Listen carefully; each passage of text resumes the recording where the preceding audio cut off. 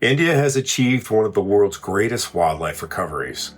In 2006, the country was estimated to have just over 1,400 tigers. Today, the official estimate is approximately 3,650, and nearly one-third of those tigers are living outside designated tiger reserves. India's latest national survey also estimated nearly 14,000 leopards within the areas studied. Rajiv Matthew, a longtime Indian wildlife researcher and government wildlife advisor, believes the actual number may be closer to 20,000. Those numbers represent an extraordinary conservation achievement, but they also raise a question few people want to answer.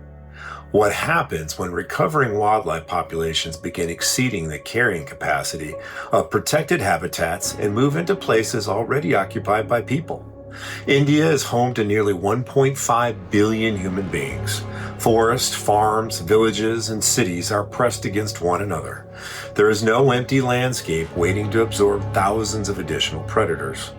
The animals move. Tigers disperse beyond tiger reserves. Leopards move through agricultural country, villages, and the edges of major cities. Elephants follow traditional routes that now cross farms, roads, and human settlements. Wildlife does not recognize the boundary drawn on a government map. And when these animals leave protected areas, the cost is usually carried by the people with the least political influence and the fewest resources to protect themselves. India's government officially recorded 606 people killed by elephants during 2023-2024. Official records show dozens more killed by tigers annually.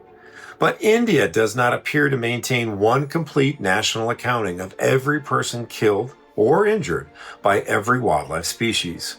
Some states fail to report complete information. Leopard, bear, crocodile, and other attacks are scattered among different state records. We know how many tigers India believes it has. We know how many leopards were counted, but do we really know how many people are being killed?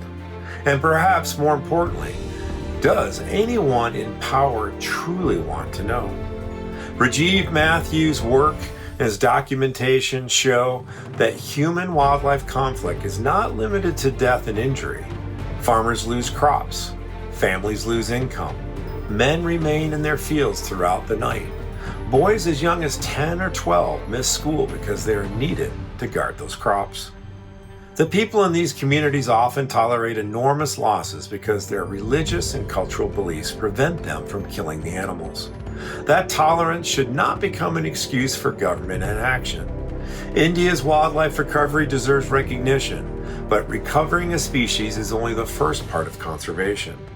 The next responsibility is management. That means measuring carrying capacity, monitoring animals outside protected areas, accurately recording human deaths, responding quickly to dangerous animals, and listening to the people living with those consequences.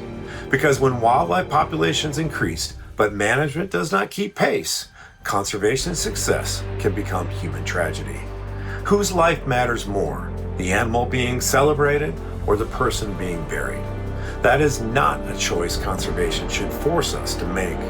Real conservation must protect wildlife while respecting the safety, livelihoods, and human dignity of people who live beside it. Conservation without human dignity is not conservation. If you want to follow this issue and join us as we examine the real consequences of conservation around the world, go to shepherdsofwildlife.org and sign up for the Shepherd's Journal, our weekly email newsletter, or follow us on social media. And remember, folks, Mother Nature does not practice conservation. People do.